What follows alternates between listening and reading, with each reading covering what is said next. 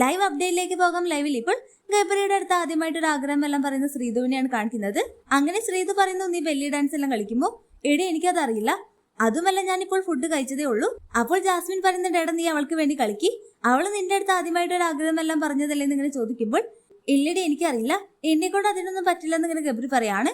പിന്നീട് അതെല്ലാം കഴിഞ്ഞ് ചാർജിങ് ടാസ്കിനായി കൊടുത്തു വിട്ട ഫോട്ടോ എല്ലാം ഒട്ടിച്ച മൊബൈലെല്ലാം എടുത്തുകൊണ്ട് ഗബ്രി ഒരു തമാശ പോലെ ജാസ്മിനോട് വിളിക്കുന്നു. ഹലോ, ഇതാരെന്നിങ്ങനെ ഗബ്രി ചോദിക്കുമ്പോൾ നിന്റെ തന്തയെന്നെല്ലാം ജാസ്മിനോട് പറയുന്നു. ആരടി പന്നി എന്നപ്പോൾ ഗബ്രി നിന്റെ അച്ഛന്റെ അച്ഛനെന്ന് ജാസ്മിനും മുമ്പൊരിക്കൽ ജിൻഡോ എല്ലാം അച്ഛനെ പറഞ്ഞപ്പോൾ ഗബ്രി അത് സീനാക്കുകയും എന്തും ഞാൻ സഹിക്കും, എന്റെ വീട്ടുകാരെ പറഞ്ഞാൽ സഹിക്കില്ലെന്നെല്ലാം പറഞ്ഞ ഗബ്രി ജാസ്മിൻ ഇപ്പോൾ തന്റെ അച്ഛനെല്ലാം തമാശയ്ക്കാണ് വിളിച്ചതെങ്കിലും ഒന്നും പറയാതെ പൊട്ടിച്ചിരിക്കുന്ന ഗബ്രിയാണ് ലൈവിൽ കാണിക്കുന്നത്. പിന്നീട് അതെല്ലാം കഴിഞ്ഞ് അപ്സരയെ കോൾ ചെയ്യുന്ന പോലെ ഇങ്ങനെ ജാസ്മിനോട് ആക്ട് ചെയ്യുന്നു. ഹലോ അപ്സരയാണോ? ആ പറയടി, അന്ന് കണ്ടതിനേക്കാൾ നിങ്ങൾ മെലിഞ്ഞു പോയല്ലോ.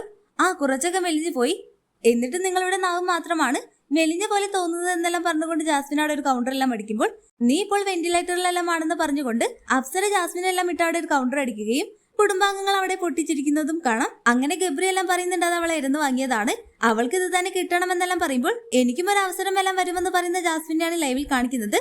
ജാസ്മിൻ ഗബ്രി എന്ത് പറഞ്ഞാലും ചെയ്താലും അതൊന്നും ഗബ്രിക്ക് അവിടെ വിഷയമേ അല്ലെന്നത് ഇതിൽ നിന്ന് തന്നെ വ്യക്തമാണ്.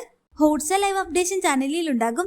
ആദ്യമായി കാണുന്ന പ്രേക്ഷകർ യൂട്യൂബ് ചാനൽ സബ്സ്ക്രൈബ് ചെയ്യാൻ മറക്കേണ്ട.